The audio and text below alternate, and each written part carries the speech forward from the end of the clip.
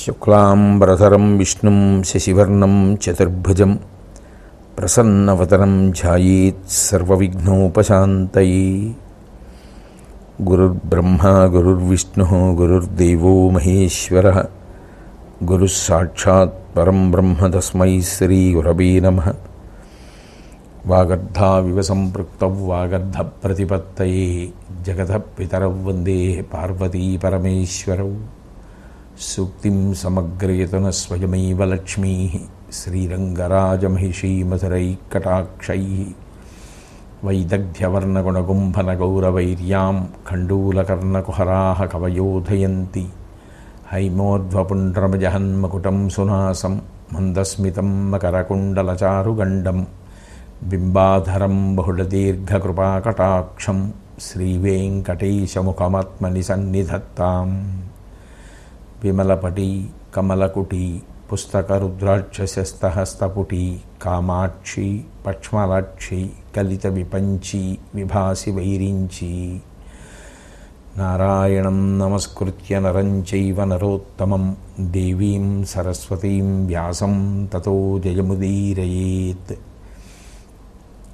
హరి ఓం. పరమేశ్వర స్వరూపమైన సభకి నమస్కారం.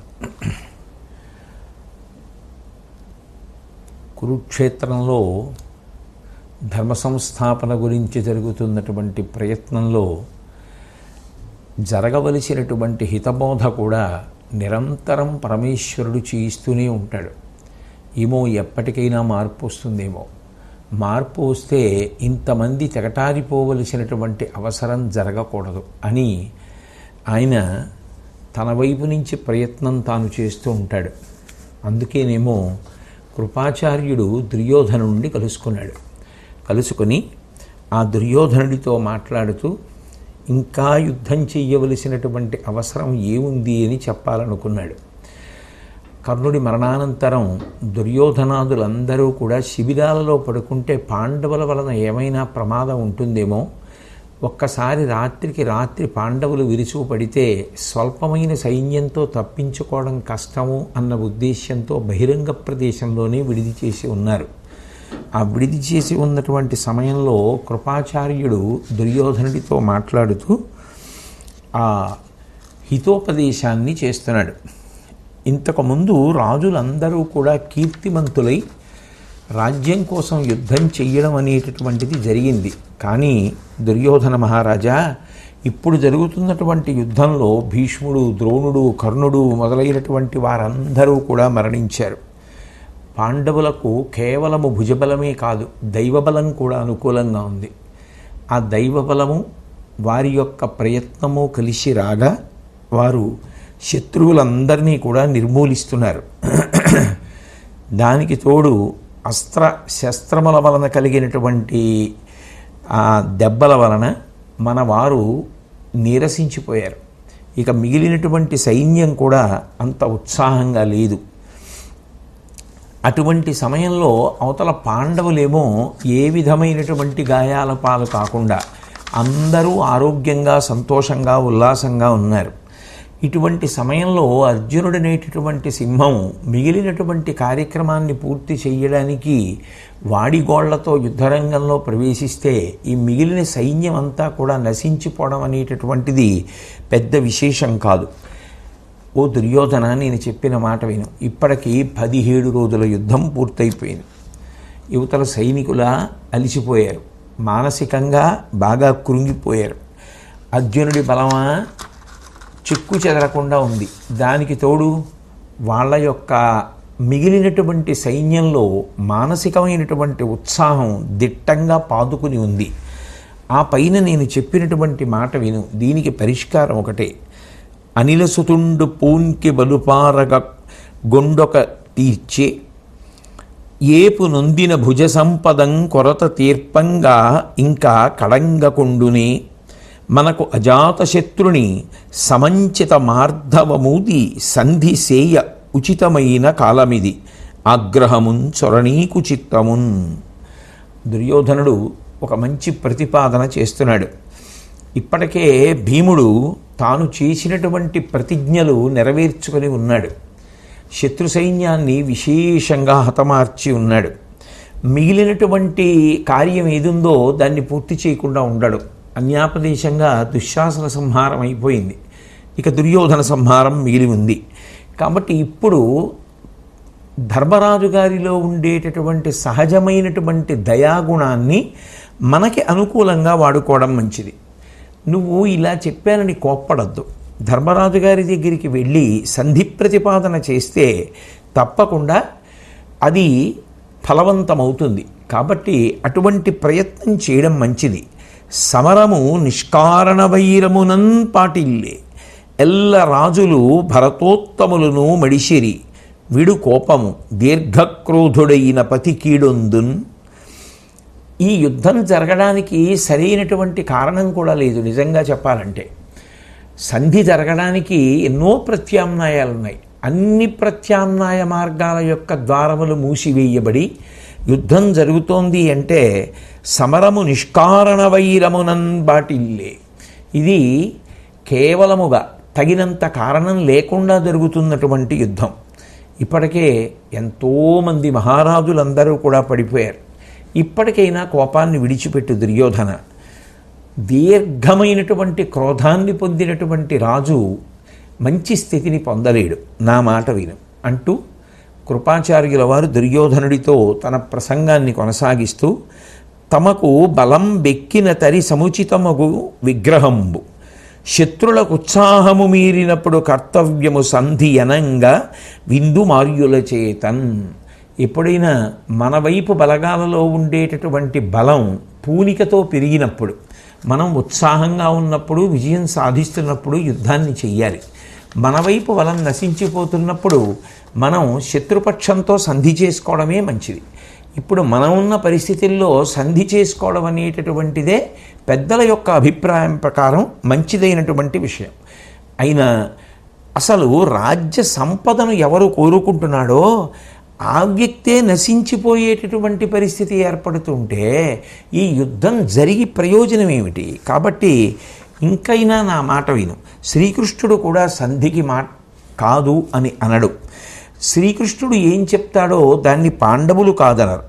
కాబట్టి ఆ శ్రీకృష్ణుడు ధర్మరాజు కలిసి చేసినటువంటి నిర్ణయాన్ని భీమ, అర్జున, నకుల, సహదేవులు ఆమోదిస్తారు కనుక సంధి తప్పకుండా జరిగి తీరుతుంది. అందరం ప్రశాంతంగా ఉండొచ్చు. అయితే నేను యుద్ధానికి భయపడో, ప్రాణానికి భయపడో ఈ మాటలు చెప్తున్నాను అని మాత్రం దుర్యోధన నువ్వు అనుకోవద్దు. అంటే దుర్యోధనుడు కృపాచార్యుడికి జవాబు చెప్తూ, కపటంబు జూదంబు ఘటించి రాజ్యంబు కొని ధర్మజునిమది కుందజేసి సభకేకవస్త్ర రజస్వల నమ్మి పాంచాలి ముందల పట్టి ఇచ్చి సంధిసేయకపుని శౌర్యేతించిన అవిధంబున అప్రియంబునర్చి పలువురితో కూడి సౌభద్రునొక్కని బాలు గిట్టి ఎత్తరగున కీటడంచి నేడు దుశ్శాసనుని రొమ్ము నెత్తురనిలసుతుడు ముదమున త్రావుట సూచి కొరత ప్రతిన తీర్చునతండని భయము పొంది పొందుకోరిన అదియేల పొసగు చెప్పుమా. ఎప్పుడూ ఏదో వ్యతిరేకమైనటువంటి కోణంలోనే ఆలోచిస్తూ ఉంటాడు. ఎప్పుడు కనీసం మిగిలిన వాళ్ళు బ్రతకాలి అన్న ఆలోచనతో పెద్దలు చెప్పిన మార్గాన్ని అంగీకరించడానికి కూడా ఇష్టపడడం. ఏమిటో పాండవులు అనేటప్పటికంత కోపం. కాబట్టి ఇప్పుడు దుర్యోధనుడు అంటున్నాడు, ఒకనాడు కపటమైన ఉపాయంతో మనం జూదమాడి ధర్మరాజు గారి యొక్క ఐశ్వర్యాన్ని అంతటినీ కూడా తీసేసుకున్నాం. సభకి ఏకవస్త్ర రజస్వల అయినటువంటి ద్రౌపదీదేవి యొక్క కేశపాశాన్ని పట్టి ఈడ్చి రప్పించాం. ఆ పైన సంధి చేయడానికి ప్రయత్నించినటువంటి కృష్ణ పరమాత్మని చాలా అప్రియమైనటువంటి రీతిలో ప్రవర్తించి ఆయన మనసు గాయపడేటట్టుగా చేసి సంధి జరగకుండా చూశాం. ఒక్కడైనటువంటి ఆ సుభద్రా కుమారుడైనటువంటి అభిమన్యుణ్ణి కుట్ర చేసి అందరం కలిసి చంపేశాం. ఇవాళ దుశ్శాసనుడి యొక్క గుండెలు బద్దలగొట్టి భీముడు నెత్తురు త్రాగి ఇక నా ప్రతిజ్ఞలలో మిగిలినది కేవలం దుర్యోధనుడిని సంహరించి తలతన్నడమే అని అన్న తర్వాత నేను సంధి కోసం ప్రయత్నిస్తే భీముడికి భయపడిపోయి సంధి చేసుకోవడానికి ప్రయత్నిస్తున్నానంటారు తప్ప దాని వలన వచ్చే ప్రయోజనం ఏమిటి అంటూ రాజులు భక్తి కొల్వగా ధరావలయంబకిలంబు దర్ప విభ్రాజిత వృత్తినీలి అనురక్తుల బ్రోచుచు శత్రుకోటికి శత్రుకోటికిన్ తేజము తప్పచేయుచు అతి ప్రమదంబుననున్న నాకు ఇంకజియే కాక ఒక్కని దయంకను రాజ్య సుఖంబులిటికిన్. ఒకానొకనాడు నేను సామ్రాజ్యాన్ని పరిపాలించినటువంటి రోజులలో రాజులందరూ కూడా నా యందు విశేషమైనటువంటి భక్తి చేత, గౌరవం చేత, భయం చేత ప్రవర్తిస్తుంటే నా అనుచరులందరికీ కూడా చేయవలసినంత అనుగ్రహాన్ని నేను చేస్తూ మిగిలినటువంటి శత్రువులందరినీ కూడా శక్తిహీనులను చేస్తూ ఎంతో సంతోషంగా రాజ్య పరిపాలన చేశాను. అటువంటిది ఇవాళ ఎవరో ఒకరు దయతో నాకు ఇచ్చేటటువంటి అవకాశం వల్ల రాజ్యభోగాలు అనుభవించడం అనేటటువంటిది నాకు సుతారము ఇష్టమైనటువంటి విషయం కాదు. అందుకని యుద్ధం జరగవలసిందే తప్ప వేరొక రకంగా మనం ఆలోచన చేయడానికి అవకాశం లేదు అని తేల్చి చెప్పేస్తే కృపాచార్యుడు అక్కడతో ఆ ప్రతిపాదన ఆపేయడం ఊరుకొని, ఏది ఏమైనప్పటికీ ఇవాళ ఇక్కడ మనం నిద్రపోవడం అనేటటువంటిది మంచిది కాదు, బహిరంగ ప్రదేశంలో ఉన్నా కూడా ప్రమాదమే కనుక ఇక్కడికి దగ్గరలో సరస్వతీ నది తీరానికి వెళ్ళిపోయి అక్కడ ఉండేటటువంటి బహిరంగ ప్రదేశంలో మనందరం కూడా విడిది చేద్దామని చెప్పి అక్కడికి వెళ్ళి అందరూ కూడా ఆహార పదార్థాలని స్వీకరించి సంతోషంగా ఉన్నారు. అటువంటి సమయంలో ఈ కర్ణుడు మరణించి ఉన్నాడు కాబట్టి ఇప్పుడు సర్వసైన్యాధిపతిగా ఎవరిని నియమించాలి అన్న విషయంలో ప్రస్తావన వస్తే దుర్యోధనుడు దానికి తగిన వ్యక్తిని సూచించమని మిగిలినటువంటి వారిని అడిగితే అందులో అశ్వత్థామ లేచి ఒక మాట అన్నాడు. నిన్ను బట్టి పాండుపుత్రులం తన మేనల్లుర తొరంగె ధరణీశ్వర, ఈతని గడిచిన పరమహితులు మనకు కలరే, ఇతడు లోకమాన్యుడు కాడే. నిజానికి ఈ శల్యుడికి పాండవులు మేనల్లుళ్ళు, ఈయన మేనమా. కానీ ఈయన తనకి నీ మీద ఉన్నటువంటి అభిమానాన్ని దృష్టిలో పెట్టుకొని పాండవుల దగ్గరికి వెళ్ళడం కూడా మానేసి నీతో కలిసి ఉంటున్నాడు, నీతో కలిసి యుద్ధం చేస్తున్నాడు. నీ యొక్క ప్రియం గురించి ప్రవర్తించేటటువంటి వాడు ఇంతకన్నా వేరొకడు ఉంటాడా? కాబట్టి మనం ఆలోచించవలసిన అవసరం ఏముంది? ఈ శల్యుడికి సర్వసైన్యాధిపతిగా పట్టాభిషేకం చేద్దామన్నారు. వెంటనే ఆ దుర్యోధనుడు ఆ శల్యుడికి సర్వసైన్యాధిపతిగా పట్టాభిషేకం చేయడానికి ప్రయత్నం చేస్తూ, నువ్వు మేము ఉంచినటువంటి నమ్మకాన్ని నిలబెట్టి మాకందరికీ కూడా విజయాన్ని చేకూర్చాలి, పాండవ సైన్యాన్నంతటినీ కూడా నిహతుల్ని చెయ్యాలి అని కోరితే శల్యుడు దానికి అంగీకరించి ఆ సర్వసైన్యాధిపత్యం స్వీకరిస్తాను అని మాట ఇచ్చి దుర్యోధనుడితో అంటున్నాడు. గంగానందను పోటు మెచ్చక గురుంకాదంచు రాధాతనూజుం కీడాడుచు ఈతడెవ్వడుకో ఎంచున్ శల్యుడే ఇట్టి వానింకయ్యంబుల మున్నుగానమనుచున్ వేభంగులన్ చూపరులెల్ల కీర్తింప ధను కళా నిపుణ లీలా ఖేలతన్ చూపెదన్. ఓ దుర్యోధన, నువ్వు నాకు సర్వసైన్యాధిపత్యం ఇస్తాను అని అంటున్నావు, పరమ సంతోషంగా స్వీకరిస్తాను. నేను యుద్ధానికి వెళ్ళినప్పుడు నా యొక్క యుద్ధ లాఘవాన్ని చూసినటువంటి శత్రువీరులు భీష్ముడి యొక్క యుద్ధం, ద్రోణుడి యొక్క యుద్ధం, కర్ణుని యొక్క యుద్ధం, ఈ శల్యుని యొక్క యుద్ధం ముందు ఏపాటిది, నిజంగా శల్యుని యుద్ధమే యుద్ధం అని చెప్పి ఇటువంటి యుద్ధం పూర్వం ఎప్పుడూ చూడలేదు, ఏమి మహావీరుడు శల్యుడు అని అందరూ మెచ్చుకునేటట్టుగా నా యొక్క విలువిద్యనంతటినీ కూడా ప్రదర్శిస్తాను, నా పరాక్రమాన్ని, నా భుజముల యొక్క శక్తిని ప్రదర్శించి నీకు విజయాన్ని చేకూరుస్తాను అని చెబితే చాలా సంతోషించిన వాడై దుర్యోధనుడు ఆ సరస్వతీ నదీ జలాలని బంగారు కలశలతో చెప్పించి బ్రాహ్మణుల యొక్క మంత్రములు చదువుతూ ఉండగా, ఆ బ్రాహ్మణులు ఆశీర్వచనం చేస్తూ ఉండగా సైన్యాధిపత్య చిహ్నమైనటువంటి పట్టబంధాన్ని తొడిగి సర్వసైన్యాధిపతిగా శల్యుణ్ణి అభిషేకించాడు. తర్వాత ఆశీస్సులతోటి స్తుతులతోటి జనులందరూ కూడా సంతోషంతో ధ్వని చేస్తూ ఉండగా అక్కడ ఉన్నటువంటి మంగళధ్వనులన్నీ కూడా చేయించి ఆ శల్యుణ్ణి సంతోషపెట్టాడు. తదనంతరం యుద్ధం ప్రారంభమయ్యేటటువంటి సమయం ఆసన్నమైంది. శ్రీకృష్ణ పరమాత్మ పాండవ పక్షం వంక చూసి ప్రత్యేకించి ధర్మరాజుతో మాట్లాడుతూ ఒక మాట అన్నాడు. మహానుభావుడు ఎంత గొప్పగా భవిష్యత్తుని నిర్ణయిస్తాడో, ఎంత గొప్పగా బలాబలాల్ని లెక్క పెడతాడో, ఎంత గొప్పగా జరగబోయేటటువంటి పరిణామములను ఊహ చేస్తాడో, ఎంత గొప్పగా ఎవరిని సంహరించాలన్న దాని మీద వ్యూహరచన చేసి నిర్ణయం చేస్తాడో. శ్రీకృష్ణ పరమాత్మ యొక్క అండదండలు లేనినాడు పాండవ వీరులు నిజంగా కురుక్షేత్ర సంగ్రామ భూమి యందు అంత గొప్ప యుద్ధంలో ఎలా గెలిచి ఉండేవారు అనిపిస్తుంది. ఎప్పటికప్పుడే ఎక్కడికక్కడే తనదైనటువంటి శైలితో ఆ యుద్ధానికి ఎప్పుడూ అనుకూల్యతని సిద్ధింపచేస్తూ ఉంటాడు. ఆ శ్రీకృష్ణ పరమాత్మ మాట్లాడుతూ శల్యు నిరుంగుదు శౌర్య ధైర్యంబులు అగ్గలమాతనికి బాహుబల ఘనుండు గాంగేయ కుంభజ కర్ణుల మిగిలెడు కాదీని సముడగు కాని అసదుకా తలంపగరాదు కౌరవపతి మాన్యుచేయుట అధిక విజృంభణంబు చూపు భీమునకు అర్జునునకు ఎనయంగరాదు సాత్యకి కొర్వరాదు పార్షతునకు తత్సోదరులకు మార్కొని పెనంగి బ్రతుకరాదు నీ వీట నా బల్లిదునకు ఎదురు రధికునిగాన అనేక హేతి నిపుణ శార్దూల విక్రమ నీవు దక్కా. ధర్మరాజుతో మాట్లాడుతూ అంటున్నాడు, ఆ శల్యుడి గురించి నాకు తెలుసు ధర్మరాజ. అతని యొక్క పరాక్రమాన్ని, అతని యొక్క భుజ వైభవాన్ని తక్కువ చేసి చూడడానికి సాధ్యం కాదు. భీష్ముణ్ణి, ద్రోణుణ్ణి, కర్ణుణ్ణి కూడా ఒకవైపు నుంచి ఆలోచిస్తే పరాక్రమంలో దాటినవాడు, లేదా సమానమైనటువంటి బలం కలిగినటువంటి వాడు. తక్కువ శల్యుడు అని మాత్రం మనం ఆలోచన చెయ్యకూడదు.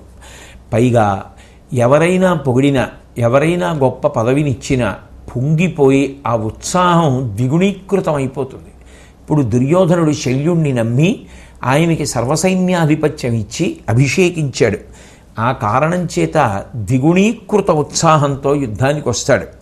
అలా వచ్చినప్పుడు భీముడు కానీ, అర్జునుడు కానీ, సాత్యకి కానీ, దుష్టజుమ్నుడు కానీ, ఇతరులు కానీ అతనికి ఎదురు నిలబడి యుద్ధం చేయడం సాధ్యమైనటువంటి విషయం కాదు. అంత గొప్ప పోరాట పటిమను ప్రదర్శిస్తాడు. కాబట్టి ఇప్పుడు ఆ శల్యుడు మరణించడానికి ఒకే ఒక మార్గం ఉంది. నువ్వే ఆ శల్యుణ్ణి సంహరించాలి, నువ్వే అతనితో యుద్ధం చెయ్యాలి అని ధర్మరాజుతో చెప్పాడు. ఎందుకని అంటే ధర్మరాజుకి మాట ఇచ్చాడు, పాండవులంటే నాకు చాలా ప్రేమ అని చెప్పాడు. మీ విజయం నేను మనసులో ఎప్పుడూ కోరుకుంటూ ఉంటాను అన్నాడు. అందుకని కొంచెం ధర్మరాజు గారితో యుద్ధం చేసేటప్పుడు మాత్రం మానసికమైనటువంటి నలుగుడు ఉంటుంది. అందుకని దాన్ని అవకాశంగా తీసుకుని శల్యుడు నిరుత్సాహపడేటట్టు చేసి ధర్మరాజు మట్టు పెట్టడానికి ప్రయత్నించాలి తప్ప అన్యులకు శల్యుణ్ణి మట్టు పెట్టడం అంత తేలికైన విషయం కాదు. కాబట్టి ఇతరుల ప్రసక్తి వద్దు, నువ్వే యుద్ధం చెయ్యి అంటూ అతడు మేనమామయ్యను కృపదక్కుము రాజధర్మమును పురస్కరించి అతుల విక్రమక్రియాపాటవంబున అవిరోధినామం అడపవలయు. మన మేనమామ కదా, చంపేయడమా, క్రూరంగా ప్రవర్తించడమా, బాణాలు వేయడమా, పడగొట్టేయడమా, ఇటువంటి ఆలోచనలు పెట్టుకోకు ధర్మరాజా.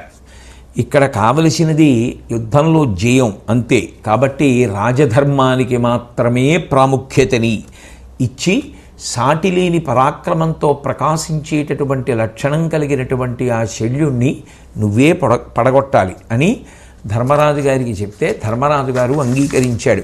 అంగీకరించిన తరువాత అందరూ యుద్ధభూమిలోకి ప్రవేశించారు. భయంకరమైనటువంటి యుద్ధం యథావిధిగా ప్రారంభమైంది. కౌరవులు సర్వతోభద్ర వ్యూహాన్ని రచించారు, పాండవులు త్రిముఖ వ్యూహాన్ని రచించారు. ఆ ప్రారంభంలోనే నకులుడు చేసినటువంటి భయంకరమైన యుద్ధంలో కర్ణుడి యొక్క కుమారులైనటువంటి చిత్రసేనుడు, సత్యసేనుడు, సుశర్మ అనబడేటటువంటి వారు మరణించారు.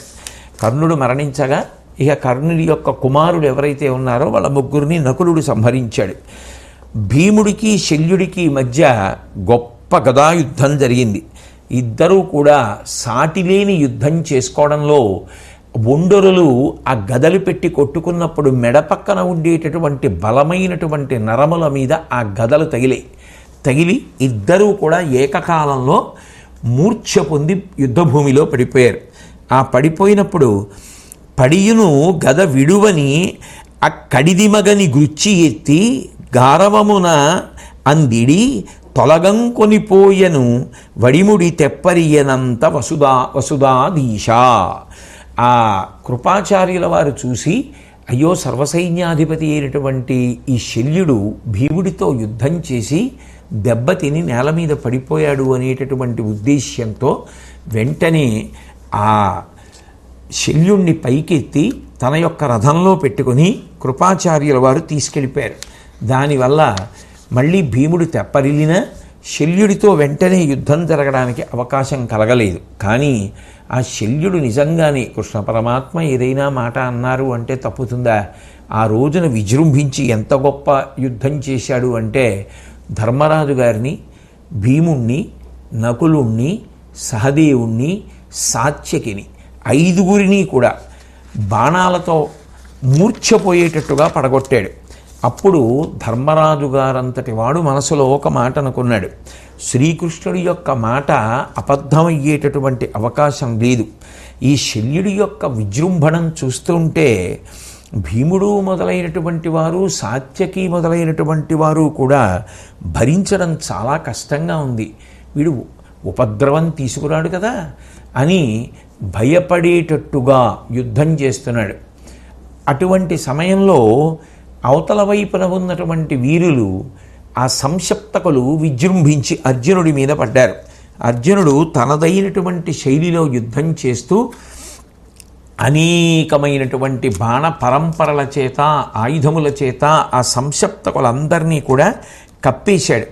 అంత గొప్ప యుద్ధం అర్జునుడికి ఆ సంశప్తకులకు జరుగుతోంది. ఆ జరుగుతున్నటువంటి సమయంలో సురధుడు అనబడేటటువంటి పాంచాల రాజకుమారుడు అశ్వత్థామ చేతిలో మరణించాడు. ఆ శల్యుడు ఆ రోజున ఎంత గొప్పగానో విజృంభించాడు. యువతల అర్జునుడు సంశప్తకుల మీద విజృంభించి మొట్టమొదటి నుంచి కూడా ఆ సంశప్తకులలో అర్జునుడితో యుద్ధం చెయ్యడంలో విశేషమైనటువంటి పోరాట పటిమ చూపిస్తున్నటువంటి ఆ సుశర్మ యొక్క గుండెల్ని బాణంతో చీల్చి సంహారం చేశాడు.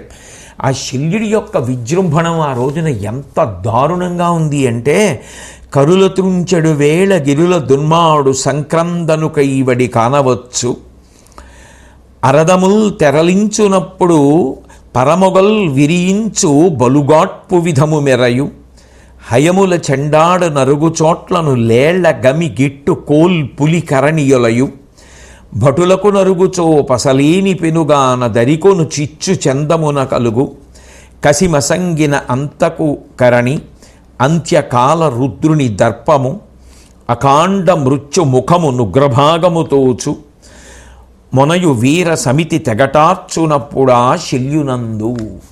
ఆ శల్యుడు ఆ రోజున యుద్ధం చేస్తుంటే ఎంత దారుణంగా ఉంది అంటే, ఆ శల్యుడు పాండవ పక్షంలో ఉండేటటువంటి ఏనుగులన్నింటినీ పడగొట్టేస్తున్నప్పుడు ఏదో దేవేంద్రుడు వజ్రాయుధం పట్టుకుని వచ్చి పర్వతాల రెక్కలన్నీ తరిగేస్తున్నాడా అన్నట్టుగా ఉంది.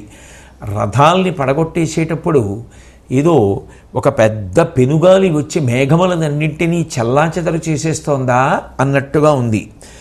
ఆ గుర్రాలనన్నింటినీ కూడా సంహరించి గుంపులు గుంపులుగా పడిపోయేటట్టు చేసేటప్పుడు ఒక పెద్ద పులి విజృంభించి లేళ్ల గుంపుల్ని సంహరిస్తోందా అన్నట్లుగా ఉన్నాడు. భటులను సంహరించేటప్పుడు ఒక సారం లేనటువంటి అరణ్యాన్ని కార్చిచ్చు కాల్చేస్తే ఎలా కాల్చేస్తుందో అలా సంహారం చేస్తున్నాడు. అటువంటి వాడు ప్రళయకాల రుద్రుడు దర్శనమిస్తే ఎలా ఉంటుందో, సాక్షాత్ యమధర్మరాజు గారు యుద్ధభూమిలోకి వస్తే ఎలా ఉంటుందో, ఆకస్మికంగా మృత్యుముఖం యుద్ధభూమిలో దర్శనమిస్తే ఎలా ఉంటుందో అట్లా భయంకరమైనటువంటి రీతిలో అందరినీ కూడా పడగొట్టేస్తూ అపారమైనటువంటి పరాక్రమంతో యుద్ధం చేస్తున్నాడు.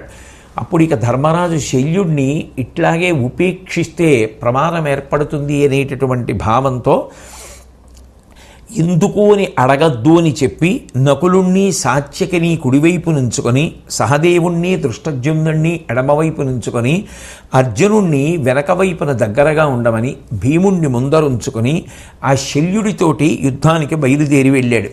వెళ్ళి ఇద్దరి మధ్య ఘోరమైనటువంటి సంగ్రామం జరుగుతోంది. ఆ జరుగుతున్నటువంటి సమయంలో ఇక చేయి కదపడానికి వీలు లేనంత గొప్ప విజృంభణంతో ఆ ధర్మరాజు గారు శల్యుడి మీద విజృంభించాడు. ఆ విజృంభించినటువంటి సమయంలో శల్యుడు ఇంచుమించు పడిపోయేటటువంటి స్థితి ఏర్పడినప్పుడు అశ్వత్థామ శల్యుడిని రథం మీద పెట్టుకొని ఆ యుద్ధభూమి నుండి తప్పించాడు. తర్వాత మళ్ళీ శల్యుడికి ధర్మరాజుకి యుద్ధం ప్రారంభమైనప్పుడు ఆ శల్యుడి యొక్క విజృంభణాన్ని ఆ రోజు చూసినటువంటి ధర్మరాజు గారికి అనుమానం వచ్చింది. గెలువుము శల్యుని నీవని పలికి ముకుందుండు నన్ను బనిచినవాడు, ఆ పలుకులకు అసత్యత్వము కలుగక నేర్చునుకో దైవ ఘటన బలమునన్. శ్రీకృష్ణ పరమాత్మ నన్ను ఆశీర్వచనం చేసి ఇవాళ నువ్వు తప్పకుండా శల్యుణ్ణి సంహారం చెయ్యాలి అని అన్నాడు. కృష్ణ పరమాత్మ చెప్పినటువంటి మాటలు ఇవాళ అబద్ధం అవుతాయా ఏమి? దైవఘటన మరొకలా జరుగుతుందా ఏమి? ఏమిటి శల్యుడి విజృంభణం ఇంత గొప్పగా ఉంది అని అనుకుని మన ప్రయత్నానికి భగవంతుని యొక్క అనుగ్రహం తోడు రానిదే ఇంత పెద్ద కార్యక్రమాన్ని నిర్వర్తించడం సాధ్యమయ్యేటట్టుగా కనపట్టలేదు అని నిర్ణయించుకున్నటువంటి వాడై ఆయన వెంటనే భగవంతుణ్ణి ప్రార్థన చేశాడు. స్ఫురిత షడర్ధనేత్రుని త్రిశూల సముజ్వలు నిర్గుణన్ గుణాదర సముపాత్తమూర్తి కలిత ప్రభవస్థితి సంహృతి క్రియా నిరతి వివర్తిత త్రిభువనీయ మహనీయుని దైత్యమర్దిని అపురుషవరున్ చతుర్భుజు విభుత్వ మహోన్నతునాశ్రయించదన్. ఆ భగవంతుడికి ప్రార్థన చేస్తూ ఆయనకి నమస్కారం చేస్తూ 3 నేత్రములు కలిగినటువంటి వాణ్ణి, త్రిశూలాన్ని చేతిలో పట్టుకునేటటువంటి వాణ్ణి, సత్వరజస్తమో గుణములనేటటువంటి 3 గుణముల యందు లోకమంతా ప్రవర్తిస్తుంటే ఆ 3 గుణములకు అతీతముగా ఉండేటటువంటి వాణ్ణి, సృష్టి చేసినప్పుడు బ్రహ్మగా, స్థితి చేసినప్పుడు విష్ణువుగా, సంహార ప్రక్రియ చేసినప్పుడు హరుడిగా ఏ ఒక్క మూర్తి ప్రకాశిస్తూ ఉంటాడో అటువంటి త్రిమూర్త్యాత్మకమైనటువంటి స్వరూపము కలిగినటువంటి వాణ్ణి, ఆ 3 భువనముల యందు నిండి నిబిడీకృతమైనటువంటి వాణ్ణి, సర్వమునందు వ్యాపకత్వము కలిగినటువంటి వాణ్ణి, స్థితికార శక్తిగా రాక్షస సంహారం చేసి సర్వకాల సర్వావస్థల యందు ధర్మమును నిలబెట్టాలనేటటువంటి ఉత్సాహముతో ఉండేటటువంటి వాణ్ణి, అందరినీ పరిపాలించేటటువంటి సమర్థత కలిగినటువంటి ఆ పరమాత్మని హరిహర స్వరూపంగా నమస్కారం చేస్తున్నాను అని చెప్పి ధర్మరాజు గారు నమస్కరించారు. తిక్కన గారు తనదైనటువంటి హరిహర స్వరూపమునందుండేటటువంటి భక్తిని ధర్మరాజు గారి మాటల ద్వారా ఆవిష్కరింప చేయడం ఒక అద్భుతమైనటువంటి విశేషం. అట్లా చేస్తూ బండనము సేయు నరుణ కగ్రభాగమున ప్రచండ శూలోగ్రహస్థుడై శత్రుకోటి కీడడంచుచు నీ చూడ గేలిసలుపు దేవు జయసిద్ధికై సన్నుతింతు భక్తి. ఈ యుద్ధం జరిగేటప్పుడు ఏ మహానుభావుడు ఎప్పుడూ కూడా అర్జునుడికి ముందు నడుస్తున్నాడో, ఎవరు ప్రచండ శూలోగ్రహస్థుడై చేతిలో త్రిశూలాన్ని పట్టుకుని వెడుతున్నారో, ఎవరు నిజానికి ఈ యుద్ధభూమిలో మా శత్రువులందరినీ సంహరిస్తున్నాడో, ఏ మహానుభావుడు మా విజయానికి కారణమవుతున్నాడో అటువంటి వాణ్ణి నా జయం కోసమని చెప్పి నేను ప్రార్థన చేస్తున్నాను అని చెప్పి నమస్కరించినటువంటి వాడై ఇక ఆ శల్యుడి మీదకి ఏమి ప్రయోగించాలి అని ఆలోచించి ఇతని సమయింపనయ్యచ్యుతుండు ననుంపనిచే నాకు నొరరించిన పాలితడని తలంచి మొగముగ్రతనొందగా శక్తి మీద కనుదోయొలయన్. ఆ ధర్మరాజు గారు శ్రీకృష్ణ పరమాత్మ ఈ శల్యుణ్ణి ధర్మరాజా నువ్వు సంహరించాలి అని నిర్ణయం చేసి నాతో చెప్పడం జరిగింది. కాబట్టి ఇప్పుడు నేను ఈ శల్యుణ్ణి సంహరించడానికి ఏ అస్త్రాన్ని ప్రయోగించాలి అని ఆలోచించి ఒకసారి తన దగ్గర ఉన్నటువంటి శక్తి అనబడేటటువంటి ఆయుధం వంక చూశాడు. చూసి మళ్ళీ ఆ శ్రీకృష్ణ పరమాత్మను ఉద్దేశించి నమస్కరిస్తున్నాడు. ఒకసారి ఆపండి. నీదశ నాదు చిత్తమున నెక్కునియుండెడి భక్తి భద్ర సంపాదిని కావుటచ్చరువే భక్త జనాభిమత ప్రధాన విద్యా దయితత్వమేర్పడ జయం వడగూర్పుము దేవా సంశ్రితాంహోదలనంబు నీకు వ్రతము ఉల్లమునాపై నిల్పుమిత్తరిన్. ఆ శ్రీకృష్ణ పరమాత్మని ఉద్దేశించి ధర్మరాజు గారు ప్రార్థన చేస్తూ, ఎవరి యందు నీ యొక్క అనుగ్రహం ఉంటుందో అటువంటి వారికి శుభాలు కలగడం అనేటటువంటిది ఎప్పుడూ ఆశ్చర్యం కాదు. హే పరమేశ్వర, భక్తుల యొక్క ఇష్టాన్ని నెరవేర్చడంలో ఎప్పుడూ కూడా పూనికతో ఉండేటటువంటి నీ యొక్క అనుగ్రహం చేత నాకు విజయం కలిగేటట్టుగా అనుగ్రహించు. ఆశ్రితుల యొక్క పాపాలను ఖండించడం అనేటటువంటిదే ఎప్పుడూ నియమంగా పెట్టుకున్నటువంటి వాడివి నువ్వు. ఇప్పుడు నేను ఈ శక్తి అనబడేటటువంటి ఆయుధాన్ని ఆ శల్యుడి మీద ప్రయోగించేటటువంటి సమయంలో నీ మనసుని నా యందుంచు అని ప్రార్థన చేసి భగవంతుని యొక్క అనుగ్రహాన్ని అపేక్షించినటువంటి వాడై ఆ శక్తి అనేటటువంటి ఆయుధాన్ని జాగ్రత్తగా ధ్యానం చేసి మిగుల భక్తితో ప్రతిరోజు తాను గంధపుష్పములతో పూజ చేసేటటువంటి ఆ ఆయుధాన్ని శల్యుడి మీద ప్రయోగించాడు. ప్రయోగించగానే దాని యొక్క మిరుమిట్ల కాంతి చేత కన్నులు కనపడనటువంటి స్థితి వైరివీరుడికి ఏర్పడుతుంది. దాని గంటల చప్పుడు చేత చెవులు వినపడనటువంటి స్థితి ఏర్పడుతుంది. అటువంటి ఆ ఆయుధాన్ని శల్యుడి మీద ప్రయోగిస్తే అట్లు పాండు భూపాలునకు నగ్రసుతుడు మద్రనాథుని వైచిన రౌద్రమెసగా కంకటముదూరి వక్షంబు గడచి వెన్ను వెడలి చని ఆ మహాశక్తి పొడమిజొచ్చే. ఆ ధర్మరాజు గారు ప్రయోగించినటువంటి శక్తి అనబడేటటువంటి అస్త్రం ఆ శల్యుడి యొక్క గుండెల్ని చీల్చేసి వెనక వీపులోంచి బయటికి వచ్చి భూమిలోకి దూరిపోయింది. దూరిపోగానే ఆ రథం మీద ఉన్నటువంటి శల్యుడి యొక్క కళ్ళలోంచి, ముక్కుల్లోంచి, చెవుల్లోంచి నెత్తురు కారుతుండగా ఒక్కసారి రెండు చేతులు చాపి భూమి మీద పడిపోయాడు. ఏదో పెద్ద దెబ్బ తగిలితే ఒక పర్వత శిఖరం ఎలా భూమి మీద పడిపోతుందో అలా శల్యుడు పడిపోయాడు. ఆ శల్యుడు పడిపోవడంతో యుద్ధంలో పెద్ద కంటకం తొలగిపోయింది. ఆ విధంగా నిజానికి కృష్ణ భగవానుడే ఆనాటి యుద్ధంలో జరగవలసినటువంటి కార్యక్రమాన్ని జాగ్రత్తగా నిర్వహించి ఆయనే మార్గదర్శనం చేసి శల్య మరణానికి కారణమయ్యారు. తదనంతరం శల్యుడి యొక్క తమ్ముడు యుద్ధానికి వస్తే ధర్మరాజు గారు ధనస్సు పట్టుకొని బాణప్రయోగం చేసి సంహరించారు. ఆ తర్వాత శల్యుడి యొక్క బంధువులందరూ ఒక్కొమ్మడిగా లేచి ధర్మరాజు గారి మీదకి యుద్ధానికి వస్తే వాళ్ళు కూడా మట్టు పెట్టబడ్డారు. ఆ తర్వాత సాత్యకి సాళ్వుణ్ణి సంహరించాడు. క్రమక్రమంగా శత్రువుల యొక్క శక్తి అంతా కూడా సన్నగిల్లిపోతోంది. అటువంటి సమయంలో భీమసేనుడు విజృంభించి 500 రథాలని, 700 ఏనుగుల్ని, 800 గుర్రాల్ని, 10,000 కాల్బలాల్ని తన యొక్క బాణ పరంపరల చేత చంపేశాడు. అసలు మిగిలిన సైన్యమే ఇక తక్కువ కౌరవ పక్షాన.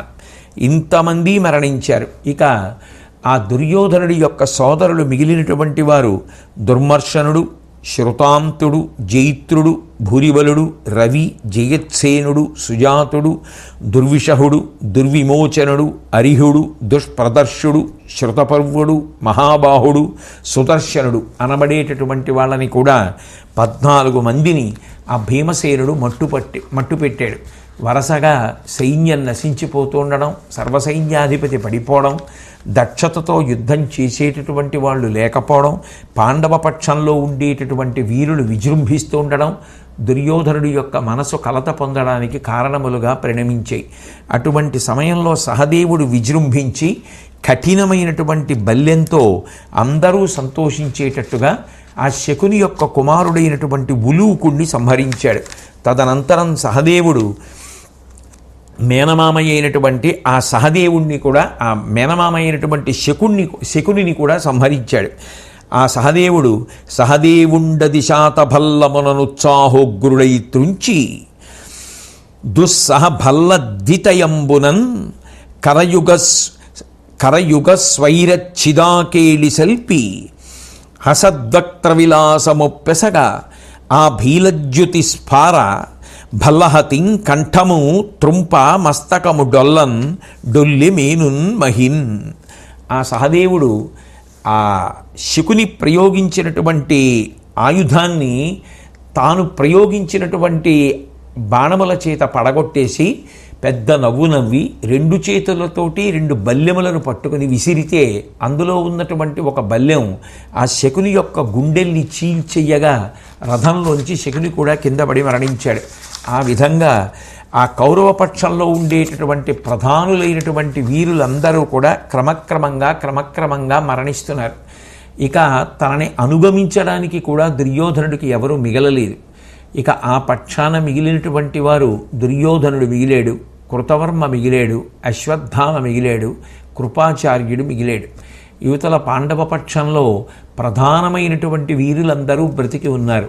కనీసం వెనక తనతో నడిచొచ్చేటటువంటి వాడు ఒక్కడు కూడా మిగలనటువంటి దయనీయమైనటువంటి పరిస్థితులలో ఆ దుర్యోధనుడు రథం దిగి నడిచి వెళ్ళిపోతున్నాడు. ఏకాదశాక్షౌహిణీషుడై పెంపున పొంపిరివోవు అప్పుడమిరేడు వెనుక ఒక్కరుడును చనలేక ఏకాకి అయిపోయి అచటికి అనతి దూరమై ఉత్తరము ముట్టినట్టి తూర్పున నొక్క మడువు ఉన్న దానిలో అడిగియుండువాడుగా అట్టు లవ్వలనికి చనీ విదుర వాక్యంబులు మదితలంచి అధికమతి నృపాలు ననుజుండు చెప్పినట్లకట దాని కొనక ఎనుచు శోక తప్త చిత్తుడయ్యే దైవమివ్వరినిట్లు చెయ్యజాలదు ఏమి చెప్పగలదు.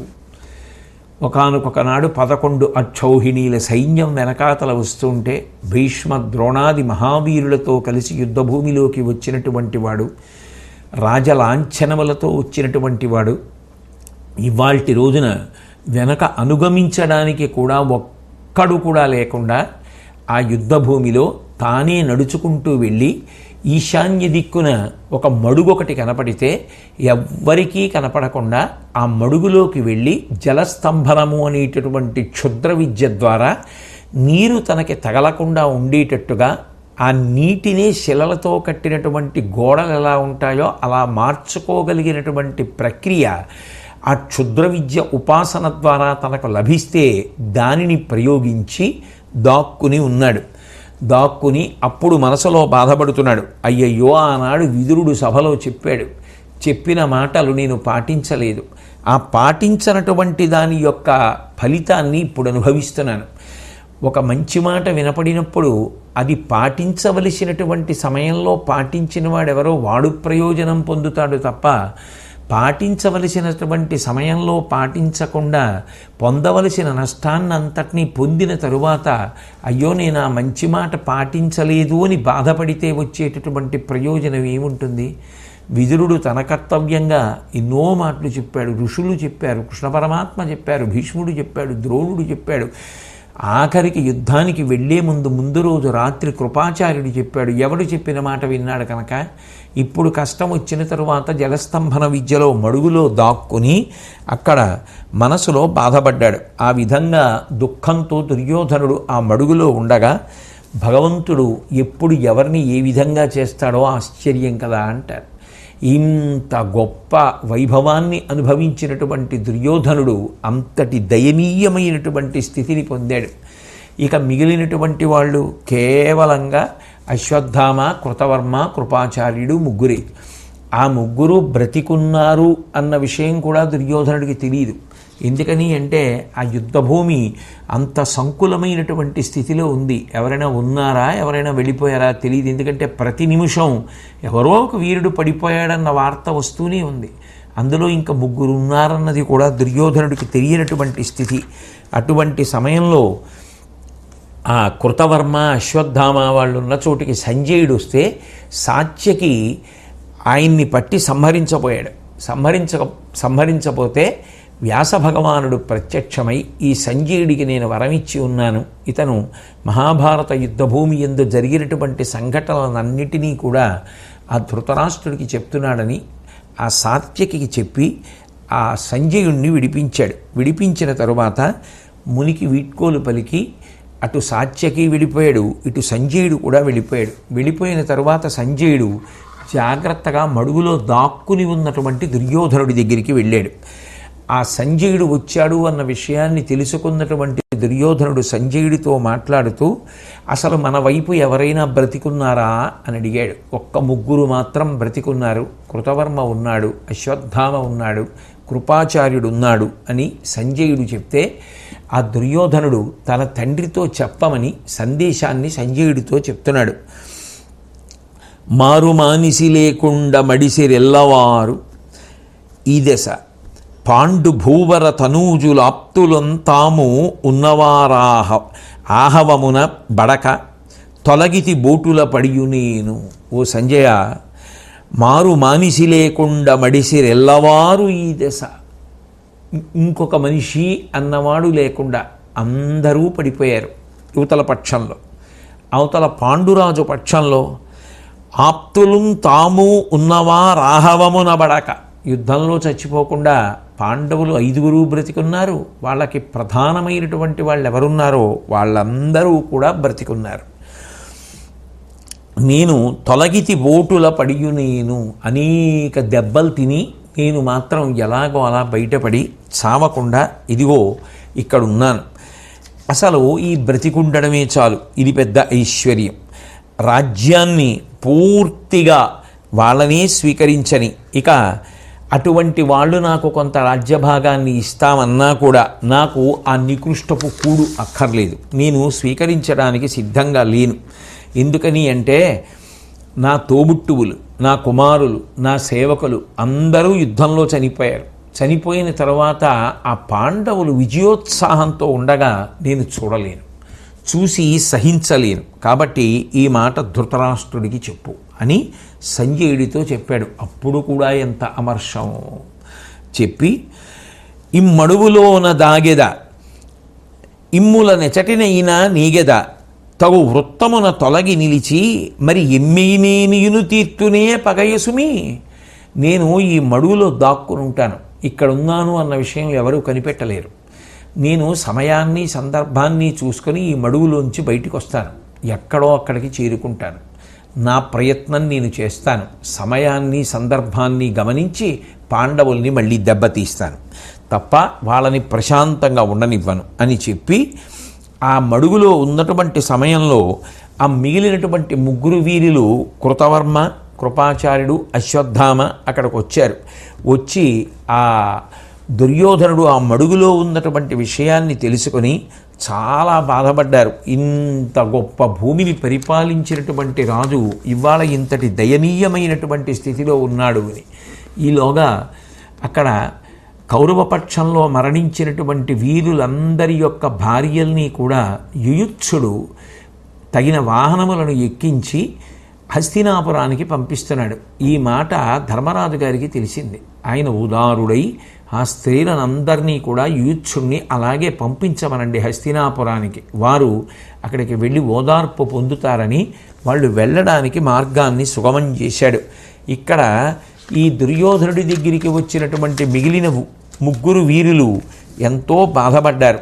కానీ అశ్వత్థామ అన్నాడు, ఎందుకు బాధపడతావు, మేమున్నాం కదా, నువ్వు ఉత్సాహంతో పూనికునిలే, మనం ఓపిన కొలది యుద్ధం చేద్దాం, పాండవ పక్షాన్ని మట్టు పెడదాం, తిరగబడితే మనం చాలదా నలుగురం, కాబట్టి బయటికి రమ్మన్నాడు. అంటే దుర్యోధనుడు అన్నాడు, తనువు ఘనాస్త్రశస్త్రముల తాకున నొప్పిన డప్పి పుట్టే నా మనము వశంబుకాకెడలే మాటల చందము చూడ మీరు డస్సిన ఎటులున్నవారు అనుజీవులు లేరు తొలంగి నీటి మాత్ర నిలువుడు ఎల్లిపై కొని అరాతుల గెల్తము లవు వచ్చినన్. ఓ అశ్వత్థామ, కృపాచార్య, కృతవర్మ, శరీరానికి అస్త్రశస్త్రములు ఎన్నో తగిలే, కత్తి దెబ్బలు తగిలాయి, బాగా బడలిపోయింది, చాలా దాహంగా ఉంది, పైగా మనసు అంతా కూడా చాలా నిరుత్సాహంగా ఉంది. ఇప్పుడు యుద్ధానికి రావాలని లేదు, కాబట్టి మీ మాటలను బట్టి మీరు కూడా డస్సిపోయినట్టుగా దాహంతో ఉన్నట్లుగా అనిపిస్తోంది. కాబట్టి మీ అందరూ కూడా ఇవాళ విశ్రాంతి తీసుకోండి. రేపు ఈ బడలిక తీరితే, బలాన్ని పుంజుకోగలిగితే పాండవులతో యుద్ధానికి వెళ్ళడానికి ప్రయత్నం చేద్దాం అన్నాడు.